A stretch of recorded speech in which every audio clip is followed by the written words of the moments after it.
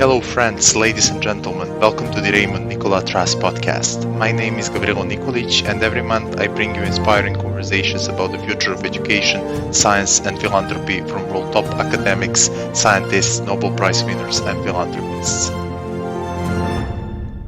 My guest today is RNT's very own founder, Christine Hilcenko.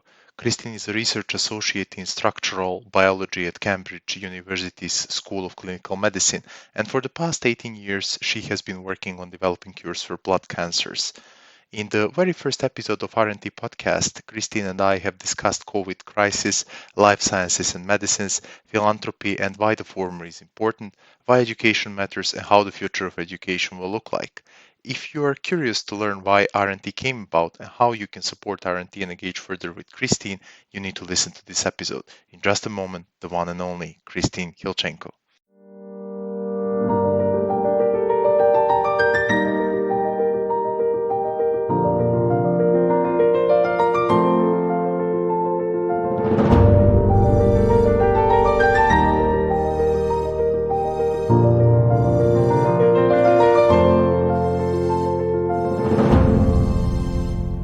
Christine, welcome to the RNT podcast.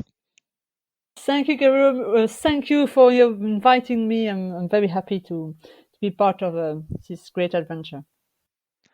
Christine, let us start with basics. What do you do for a living? I've been working as a research associate at the Department of Hematology, at the University of Cambridge on leukemia and blood cancer for the last 18 years. We have discovered in the lab that some blood cancer are linked to defect in the assembly of machine that we call ribosome. They make all the protein in all your body, so they're central machinery in your body, if you want. And a major focus on our work is to understand how those machines are put together, if you want, for them component part, and then by understanding that, we hope to obtain insight, understanding of the disease mechanism.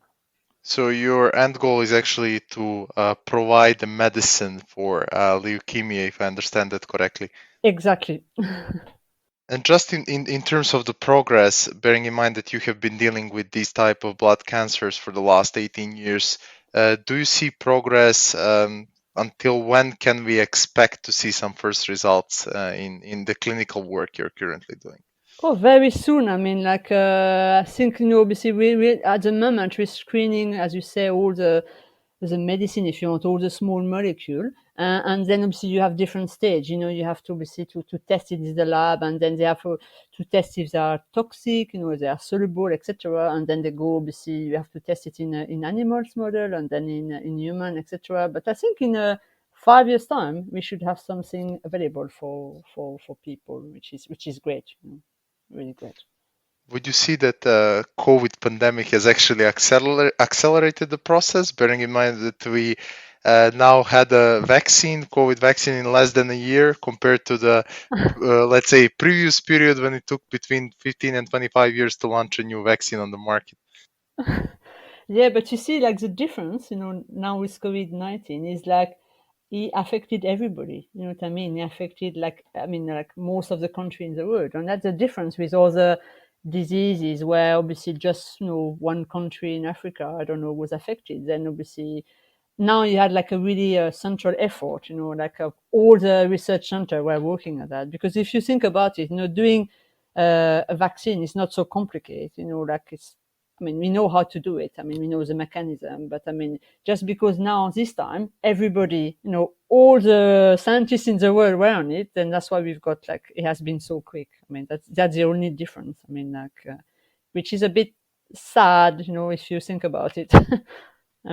For other diseases, for rare diseases or diseases which affect just one country, an isolated country, then they don't have obviously this chance.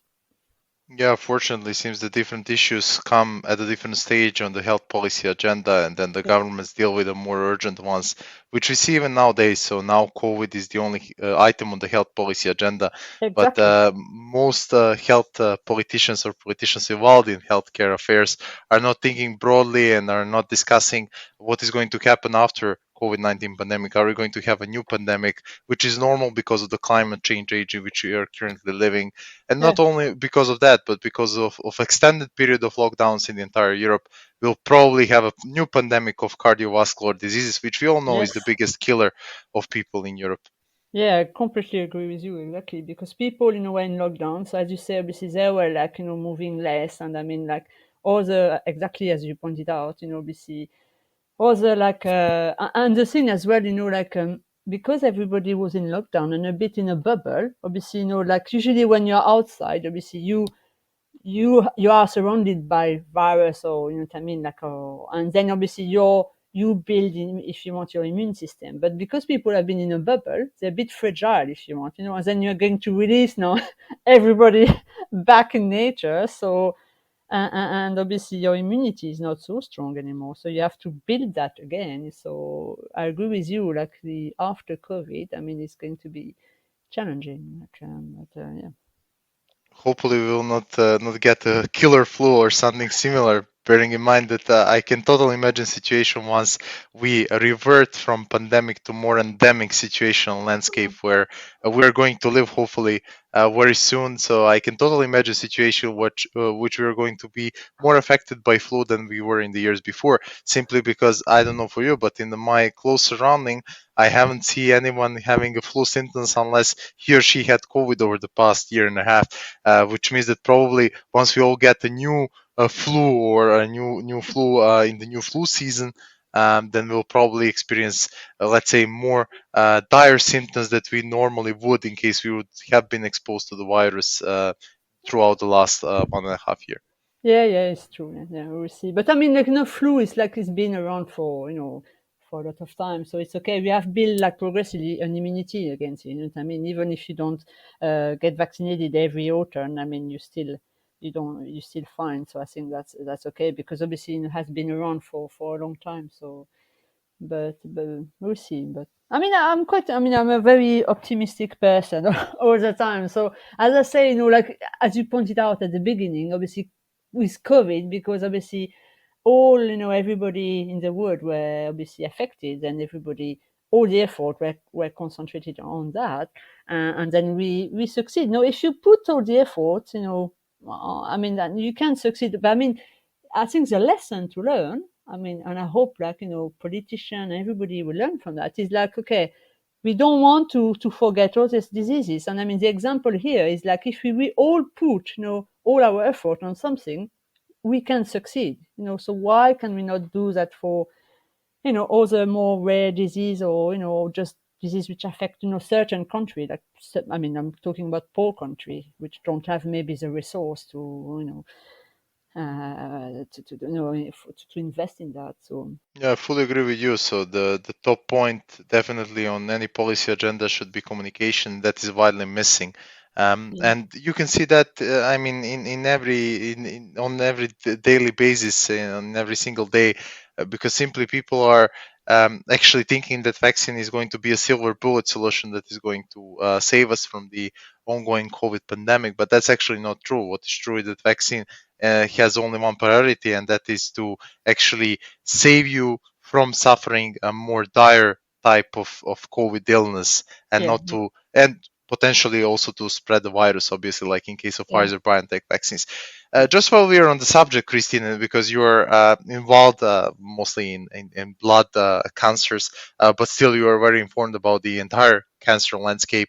Do you believe that actually, in a, let's say, short to medium term future, we might have a, let's say, a vaccine against cancer like BioNTech has been developing for the last 10 or 15 years? Oh yes. Yeah, working on that. I mean, like the future. I mean, we've done like in the last, I would say, I mean, I don't know, 10 years. Like, yeah, I mean, like a lot of progress. In cancer in general. I mean, now, and I mean, in science in general. Now before we couldn't understand how the mechanism, if you want, of the disease, but now we understand now, and most of the mechanism. Obviously, we need more money, sometimes to develop, cure, etc. But we understand the mechanism now. Obviously, a lot of progress have been made in science.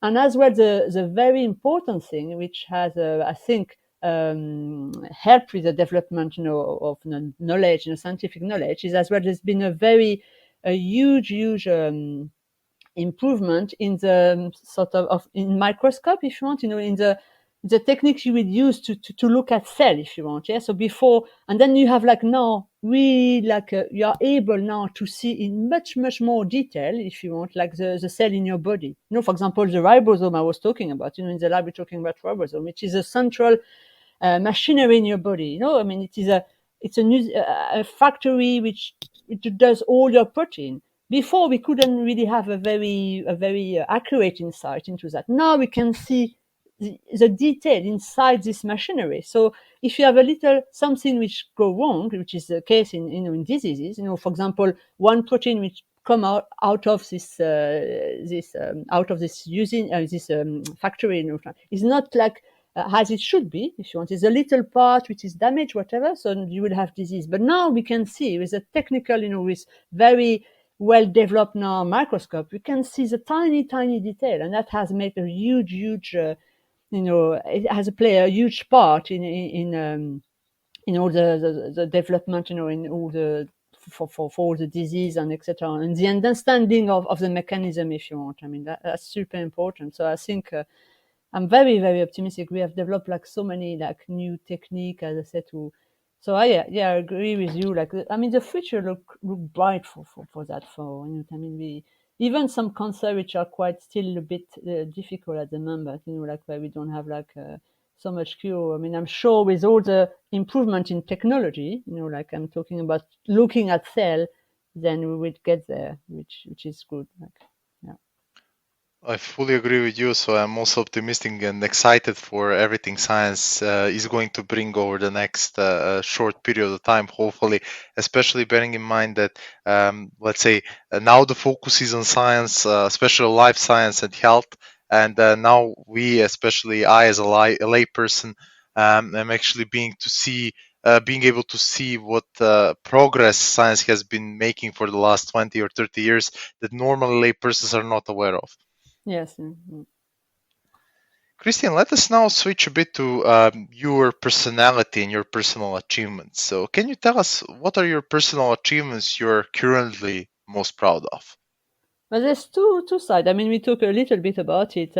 I say I've been working on on ribosome in the lab for the last 18 years, and it's a difficult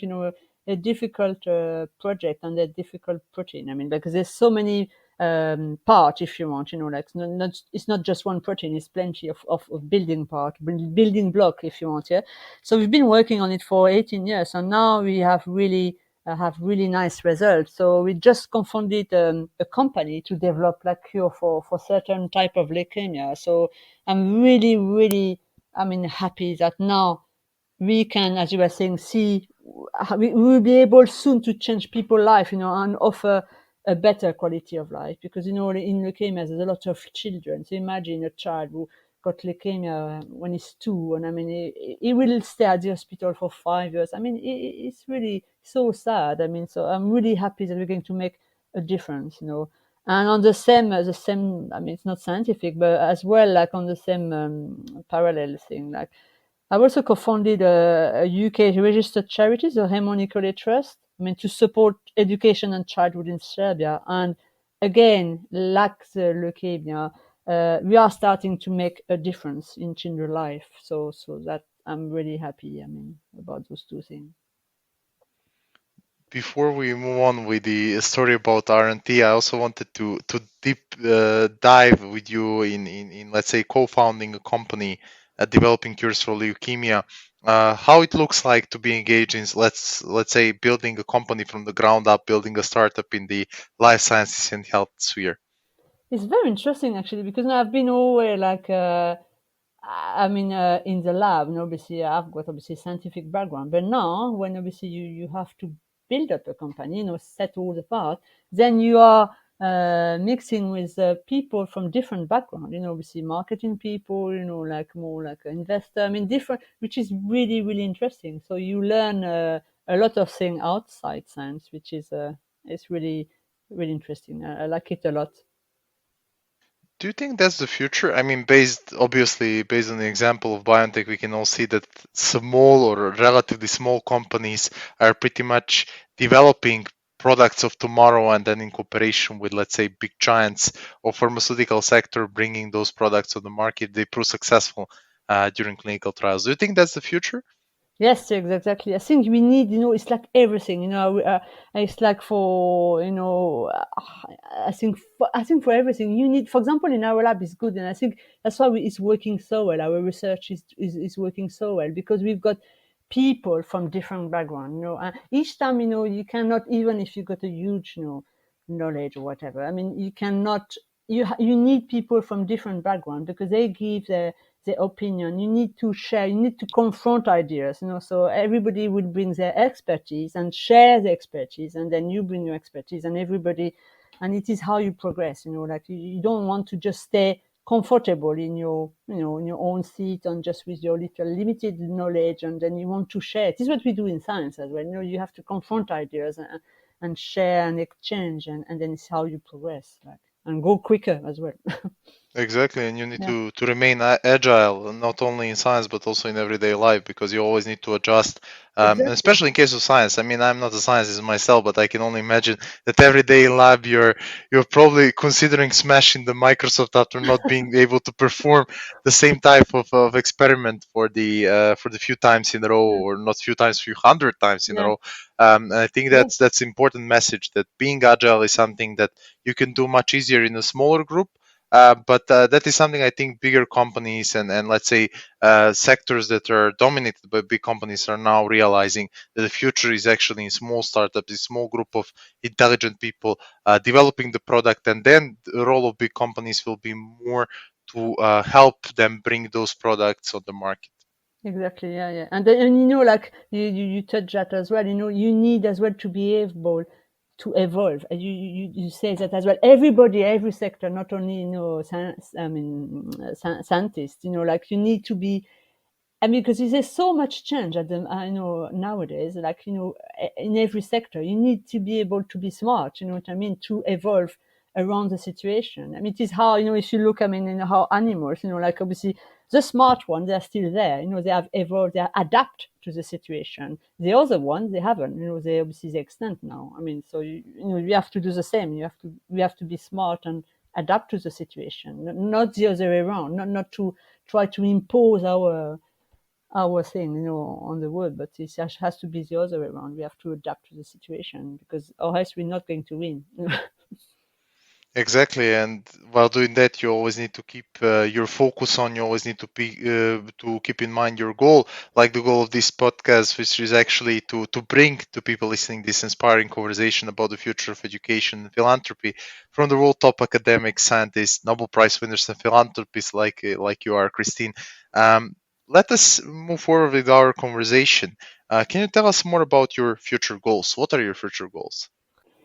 I want to keep learning all the time. I mean, till I'm dead, basically, because by continuously learning, I would be able to make my contribution in changing society. I mean, to achieve especially more equality, more happiness for all, like to make humanity more harmonious because unfortunately, at the moment, we are far from it. Obviously, I think, especially, you're talking about COVID-19 at the beginning.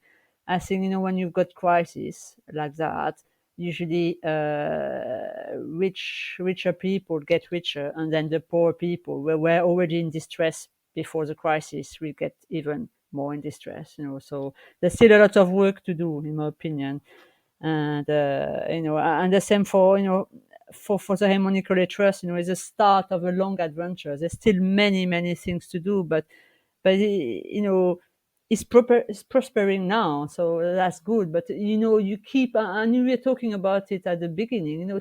Things are changing so much. Everything. So you have to keep learning all the time. Which is great as well. But so that's my goal.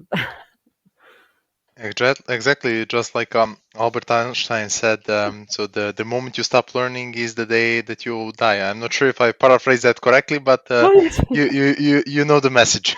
Yes, no, it's true. It's for yourself as well. It's for you to make a proper contribution to society, and humanity in general, but for yourself as well. Obviously, to try to find yourself and like to test yourself and etc. I think it's important. Exactly, I fully agree. Is the responsibility individual has, and we fully need to take this responsibility on board with ourselves and to try to find our purpose on this little place called Earth. Maybe we will never be able to do that, but at least we will try, and that's important. At least, yeah, exactly. Actually, we at least we aim for it. You know what I mean? As you say, maybe we don't reach it. It's like everything in science, but at least you aim to the right direction, or you try to do that. Exactly. We need to reach for the stars, and we'll find our way on there. So it's a journey that matters. Is not the goal that we have in mind. Christine, as we mentioned before, you're a founder of the Raymond Nicolet Trust. Could you please let us know how RNT came about and what is your trust's mission? Yes, the whole story began in May 2018. So I was invited as a guest speaker to a conference about education in Subotica, and I was visiting Serbia for the first time. I've never been there before, and I was very touched by the kindness of the people there. Usually, when I visit a country, okay, I like to visit, monument, whatever, but I really, obviously, I want to really like mix with people, talk to people. So I mean, like in Serbia, I really was touched by the kindness of people and their welcome and etc. So that touched me a lot. But because the conference was about education, I discovered the poor condition in which secondary education teachers are attempting to convey knowledge, to the Serbian children, and became aware of the challenges, of the secondary education teacher in Serbia. So I came back home with a determination to help and support the school in Serbia and to offer like better opportunity and future for those children. So together with two other friends, like Florence, so she's French as well, and Tony, we founded this charity. So, I mean, the primary mission of the charity is to enhance the educational prospect of children in Serbia and to give them the best opportunities in life. So, by first providing financial support for school equipment and school refurbishment, and also we try, like, the goal of the charity is also to relieve the need of disabled children. I mean, in selected schooling and care establishment, again by providing a specialized teacher training and any other support they might need. In your opinion, you're an objective person. You're someone who was not born and raised in Serbia. What do you think are the biggest educational constraints in the educational system of Serbia? But like everywhere, I mean, you've got like money first. Obviously, if you don't have enough resources, it's like science. You know what I mean? I mean, in Cambridge, we are very lucky. You have plenty of money. So, I mean, you just design an experiment, and money is not an issue. You can do anything you want. And the same in Serbia. I discovered a teacher. Even like when I visited the school, I was amazed with the limited resources they have of all the things they can do. So they've got idea, they've got the knowledge, whatever, but they don't have like obviously the money or the resources to achieve that. So we can help with that. That's what I mean. I think it's one of the factor, and yes, I think it's the main factor, I suppose, because I mean the ideas. I mean, like the teacher are amazing. When I visited one of the school in Sambo, like with the disabled children, I mean they're doing amazing thing. I mean, like with limited resources. I mean, they're great. I mean, they just need more resources, and that's it. Like. Do you think that promoting those hero teachers, I would call them, would help as well to enhance the, let's say, the work of others who are maybe a bit hesitant to work on, let's say, individual and provoking solution that will help enhance educational opportunities of children in Serbia? Yes, I agree with you. Yeah, I agree with you. I think that's why I try. We try even if we don't, like reach. As that's why I want, for the charity to really try to reach as many schools as we can. As you say, like just promote those amazing teachers, and say, okay, look, we can help you with this, to have more resource, but you are great. I mean, you need to believe in yourself, like, because I mean those children are the future of Serbia, like, and they are smart. I mean, they are we did a presentation with some student from the fitness school, like, I don't know, 1 month ago, like just a little discussion. I mean, it was quite long, but I mean, they were amazing. I mean, there were children from more like 17 to 20. I mean, their question and their feedback were like, I mean, they were smart kids. That's what I mean. So, I mean, they just need more resources, to develop. And I could feel actually that I think one of the problem, and maybe some you pointed out that I think some of the teacher, I think in Serbia, maybe it is that I found that they lack a little bit of confidence, like and a bit of a. So they just need to this little push, and there's little bit of a say, okay, you smart, you great. I mean, you're going to achieve that. They need a bit of push, and then they can achieve anything. Like. Exactly. In general, people just need to be pushed, I would say, but not in a negative way, but just that additional push so they could achieve their, let's say, perspective and find their place in life. Mm. Yeah, which I found really, that's why in Serbia, sometimes I'm a little bit frustrated because I say, look, there are smart teachers there are smart kids, so I mean, you can do a lot. I mean, you can just need this little push. That's why we are here, and I hope, like, other charity will be there as well to give this little push. And just, it doesn't have to be only financial. I don't think it is a problem, but, with advice and, a bit of, feedback, idea exchange, this kind of thing. And then, because when we did, as I said, this presentation with those smart students, I was so happy. We were exchanging ideas on both sides. It has to. I think for everything to work for me, it has to be both sides. It's like respect and anything. So the learning was both sides. It was really, really. I learned so much. It was really interesting, but I could see they really need a little bit of push. It was lacking a bit of confidence. Just a little bit, but you just need a little push sometimes, and then you can achieve anything. Like. Exactly. You need to get out of your comfort zone. You need to be challenged. You need to be Yeah, to challenge others as well. Because as you know, scientists make all the breakthroughs by being challenged by other colleagues when they need to revisit their findings and look them with a fresh pair of eyes. yes, it's true. Exactly. You need to be not to be. That is what I told them. I think one of the students, I said not to be afraid to go not the right way, but to go a bit on the side. You know what I mean? Just to, as you said, challenge yourself. Say, okay, that's maybe not the easiest way, but maybe I will learn more going sideways. You know what I mean? Exactly. So it's once again we're getting back to that message we discussed earlier, and that is that the journey is the one that matters. It's not the goal, but we need to set that goal to set us on the path towards it, and then we'll find solutions on the way there. Exactly. Yeah. Christine, on what projects is RNT currently working on?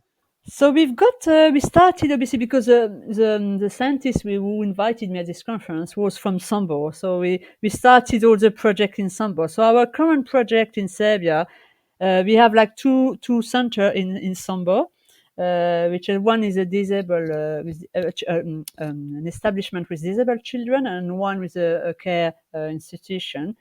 And now we have as well three primary schools, so one in Pančevo and two outside Belgrade, because we tried as well, obviously to spread our activity all around Serbia. Obviously we started in Sambo, which is the north, and we have one in Pančevo, which is close to Belgrade. Now we try to be a bit in the south and out of Belgrade to reach really school which are a bit isolated, if you want, which don't have a lot of resources. So we're happy about that. And we also, like all year, try to collect toys, clothes, and books. I mean, like for various centers, like in Serbia, and as well, like last Christmas we did it as well for Princess Catherine Foundation. Like so we try to do that as well. While we are on that subject, Christine, how the one can contribute to RNT? How does RNT raises funds? Well, there's a lot of very different way. We were trying, because it's quite important, I think, to attract people. Because, when people just make a donation and they've got nothing, well, I don't think it lasts very long. So we have very different strands of fundraising. So embracing like music, fashion, jewelry, art sale, etc., as well as what we call living while giving, where we set up some recreation activities such as yoga classes, running challenges, etc. And those activities, those services are offered against a donation. So, you don't just give money and have nothing in exchange, you get something. So we have, as I say, the yoga classes set up, we have running challenges, and we have set up as well math tutoring, for example, and legal advice. So we don't set up any price. So people give, every, as you say, every little step, every little thing counts. So we haven't set up anything. So they can go on our website and see. We have as well so Natasha Davidoff, which is the CEO of Davidoff London Jewelry.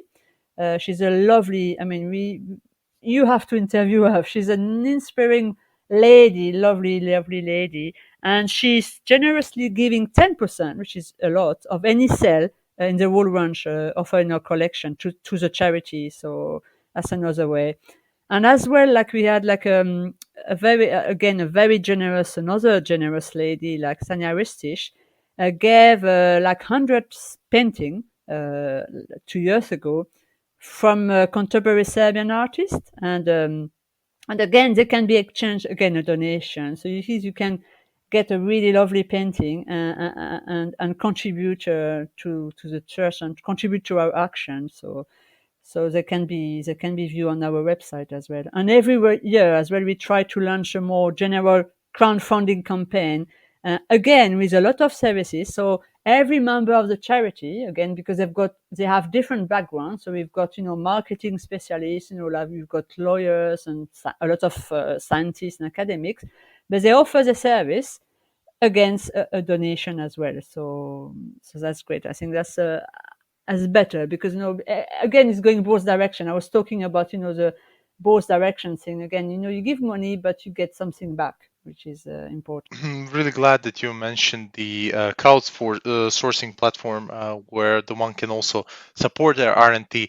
Do you think that's the future? Do you think that people will actually support more charities and do more philanthropist work through crowdsourcing platforms? I think with the charity we are trying to establish that as well. You have to have like some trust, like between your donor and the charity. They know that there's again something, as I said, they don't just give and get nothing back. And we organize a lot of concerts. Obviously now with the pandemic it's a bit more difficult, but we did them online actually, and they work very well. So they enjoy themselves and they give something back.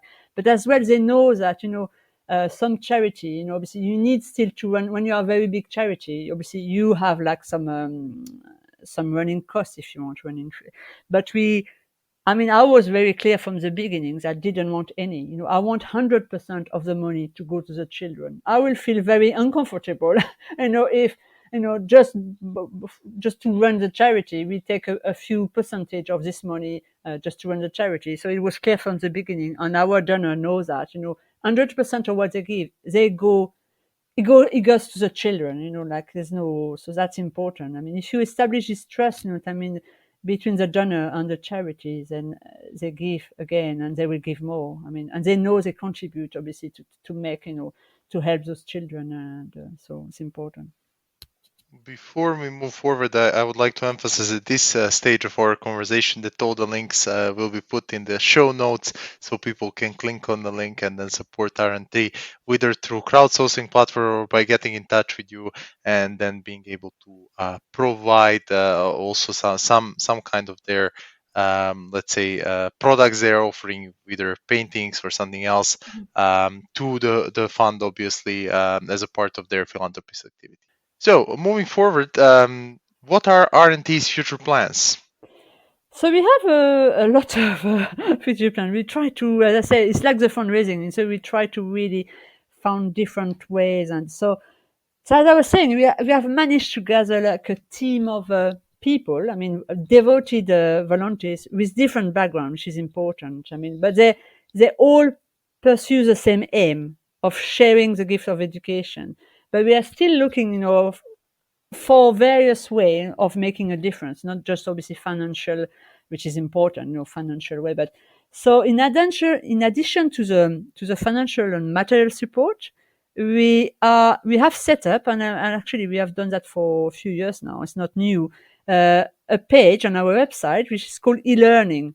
So there's a lot of educational resource, free educational resource available with like hundred of free online courses and e-books and think resources we have taken from the University of Cambridge, but American University, etc.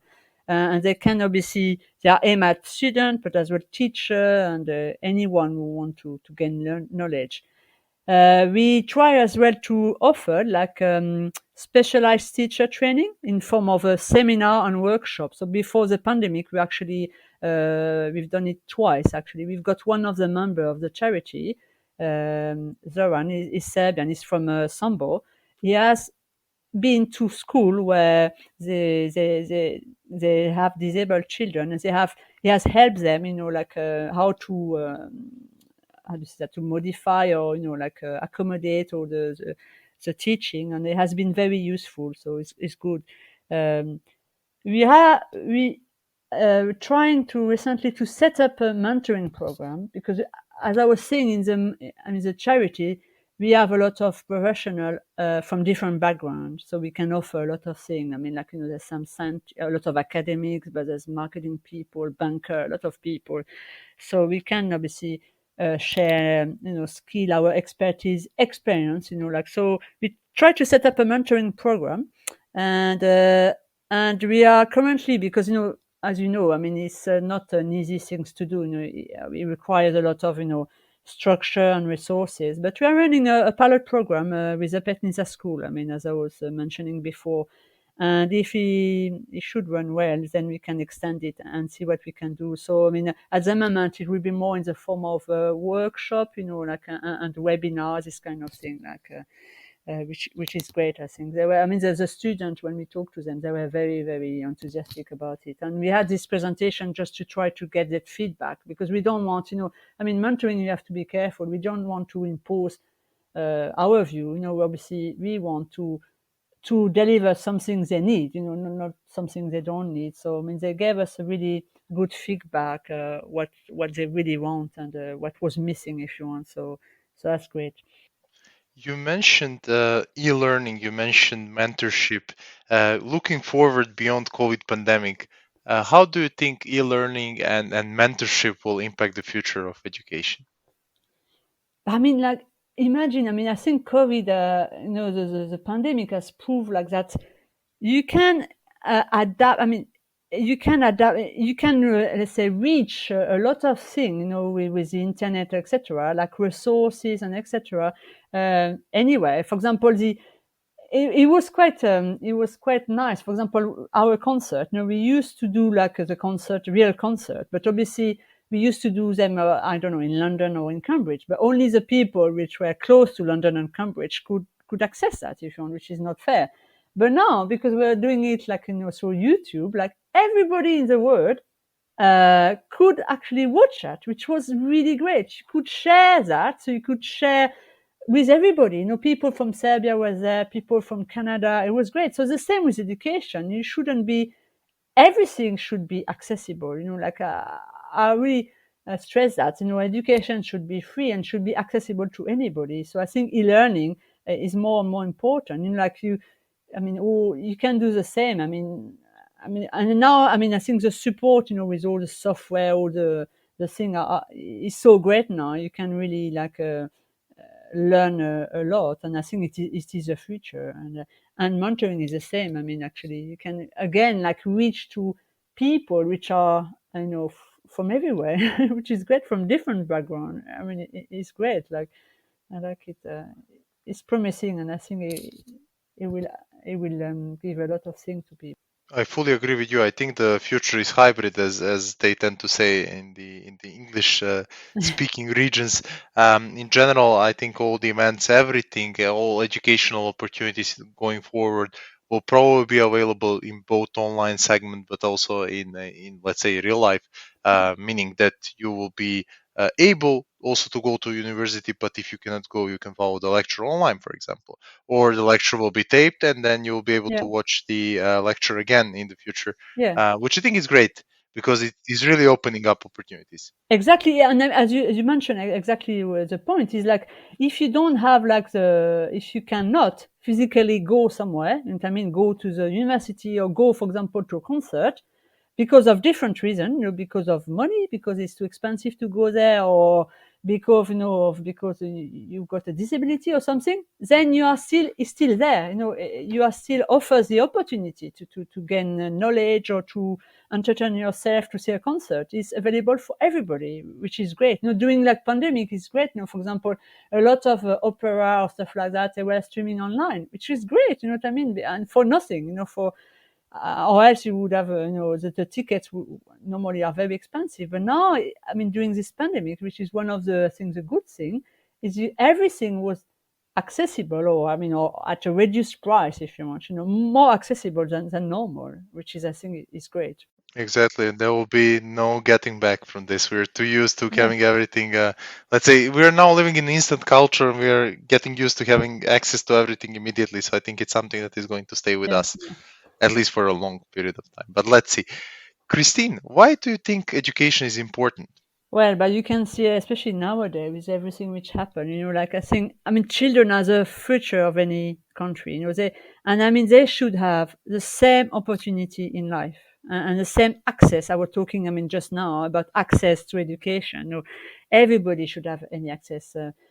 I mean, if they are poor or not poor, if they are in the middle of the mountain, or you know what I mean, like, so it's important. And they should, I believe, and it is, I mean, the trust belief, that education should be a gift for everyone at any age, and the trust was initiated with this dream, of sharing the gift of education with the children of Serbia.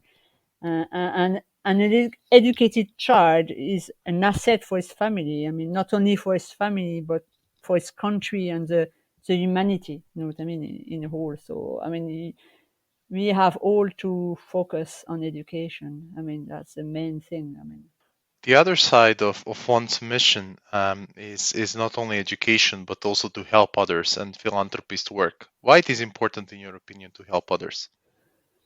well, it is. It is. We. I mean, people don't understand that. I mean, like, we all live on the same planet. We.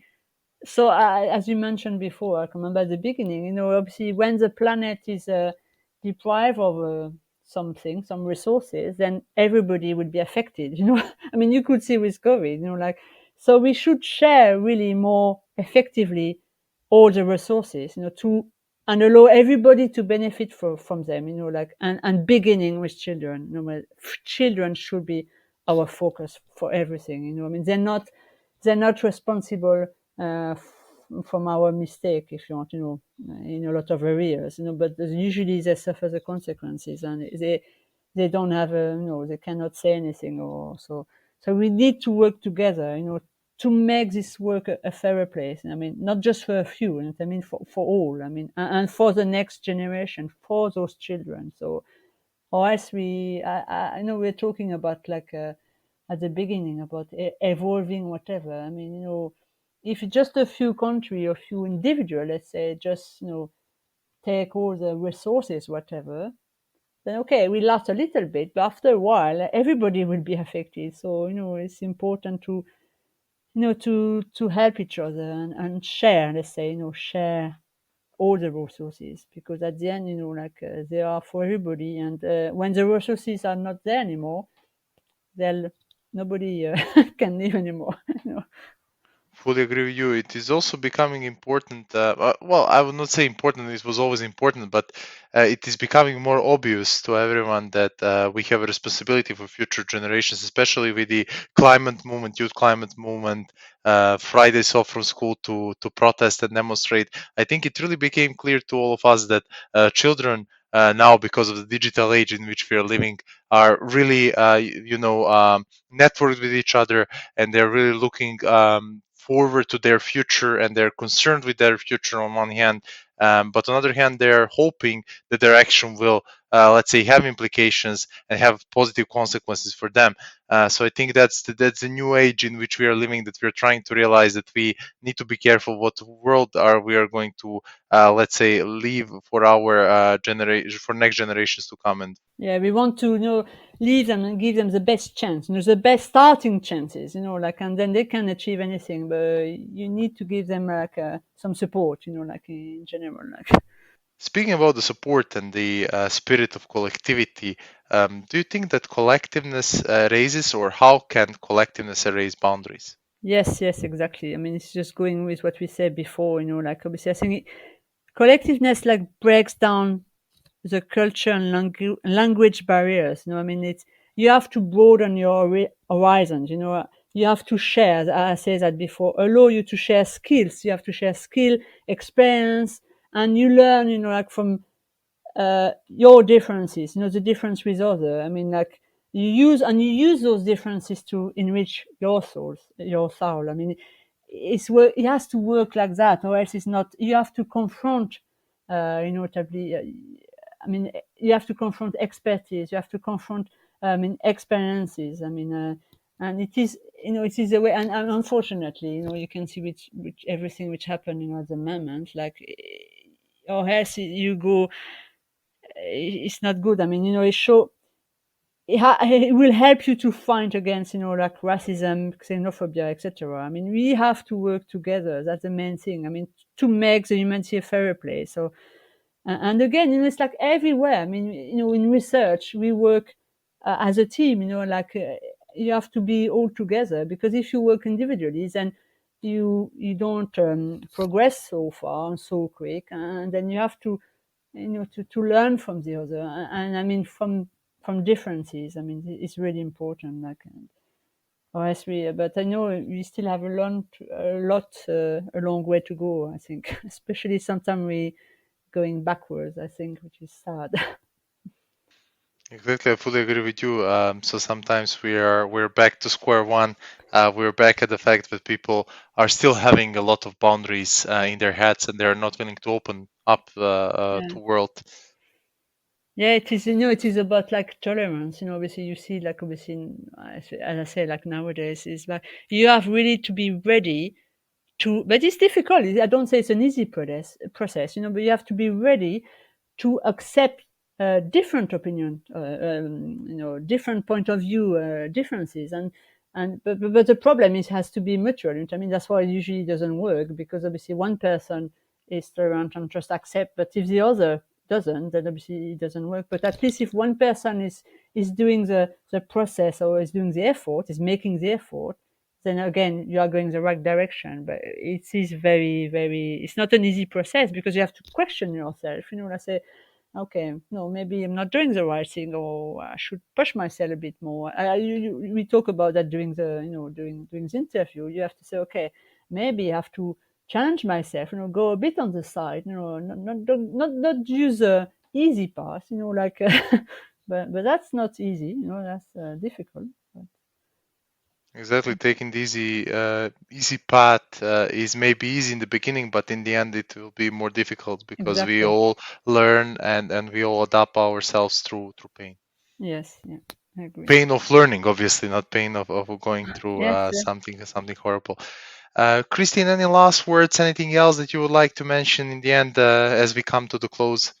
But my ambition, I mean, is for the charity to grow. I mean, with the help of a ambassador. I mean, we have like great patron. I mean, we're getting more and more. They're very generous. It's good to see, there are a lot of generous people. I mean, on Earth, and we're getting more and more, and progressively, obviously, we can support more and more schools in Serbia, and then gradually progress will be made again with every little step, as I was saying, is important, and then with positive impact to the educational system. But I'm a very positive person. So we are making a lot of progress. So that's great, and we are making some change, and for the children. So very, very good. Thank you very much, Christine. It was a pleasure having you as a very first guest in the RNT podcast. Thank you for your time. Thank you for a great conversation about the future of science, education, and current state of affairs in both. So thank you very much for being the very first guest of our very latest RNT podcast. Thank you very much. It was a pleasure to talk to you. Very interesting. Thank you.